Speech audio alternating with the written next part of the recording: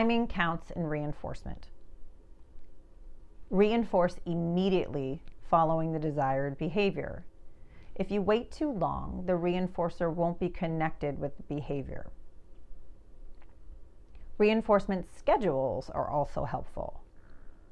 When and how often a behavior is reinforced are important if you want the behavior to persist without your having to reinforce it every time it occurs.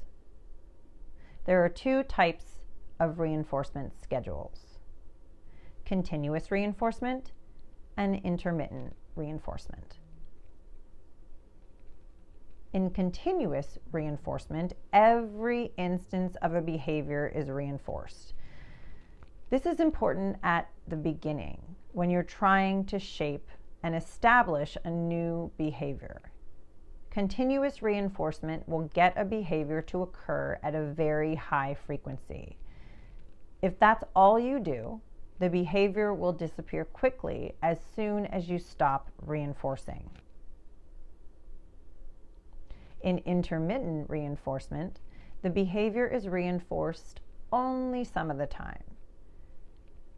You can make a behavior almost indestructible, that is impervious to change, by putting it on an intermittent reinforcement schedule and then gradually lengthening the number of responses required for reinforcement, or increasing the length of the interval before the response is reinforced. This is particularly likely to work if you make the length of time between reinforcements variable. Behaviors that are otherwise incomprehensible can often be explained by principles of intermittent reinforcement. Addiction or gambling occurs because of intermittent reinforcement. A parent can inadvertently put a child in an intermittent reinforcement schedule by responding to tantrums only episodically. There are also strategies to decrease or stop undesirable behaviors, including extinction, satiation, and punishment. Extinction is the reduction of a behavior by removing ongoing reinforcement. This works best when an alternative behavior replaces the unwanted behavior. In particular, you can extinguish a behavior and, at the same time, soothe.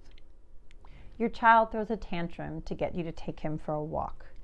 You can say, "I know this is hard for you, and I'm sorry you are so upset, but you will have to stay home, and I will be home before long." Then leave the child at home and go for a walk. When a behavior has been reinforced and then reinforcement is stopped, the behavior will initially increase. There will be a behavioral burst. If there isn't a behavioral burst, the wrong reinforcer may have been withheld. If the reinforcement remains stopped, the behavior will decrease over time. Tantrums are no longer effective when you do not lean into the tantrum. They will increase for a while as they try to get that response out of you. Hold that space. Beware of intermittent reinforcement. If you don't respond to the tantrum 3 times, but you do the 4th time, the tantrum is now on an intermittent reinforcement schedule. Intermittently reinforced behavior is the most difficult to distinguish. It is very important not to give up in the face of a behavioral burst, but instead just ride it out. If you are trying to change someone else's behavior rather than your own, be sure to orient the person whose behavior you are changing. Explain that you are beginning to work to extinguish a behavior so that it does not seem arbitrary or punitive. Don't forget to reinforce alternative adaptive behaviors. Our next strategy for decreasing or stopping undesired behaviors is satiation. Satiation is providing a reinforcer before it is needed.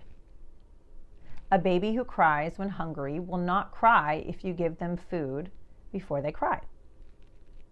When a reinforcer is given before the unwanted behavior occurs, it reduces motivation for the behavior, and thus the behavior decreases in frequency. This is how satiation works. There's an advantage to satiation over extinction. This is that you do not get the behavior burst that you would get with extinction. A disadvantage is that you must provide more potential reinforcers than you may want to provide. Helicopter parenting, hovering over your child to make sure that they are fed and changed and turned for their nap, just so that they don't have those little outbursts, is not going to be something you want to or can feasibly always do. Punishment is adding a consequence that decreases a behavior. The consequence can be adding something negative, like a timeout for a child, or taking away something positive, but not previously a reinforcer for the behavior. The difference between this and extinction is that extinction involves taking away a reinforcer for the behavior, while punishment involves taking away something unrelated to the reinforcement. Punishment is actually one of the least effective ways to change behavior over the long term. It suppresses the behavior when the person punishing is nearby, but the behavior tends to occur when the punisher is not present. It also doesn't teach any new behaviors to replace the punishment. When punishment is used, alternative behaviors must be reinforced to replace the behavior being extinguished. Neither extinction nor punishment teach new behaviors.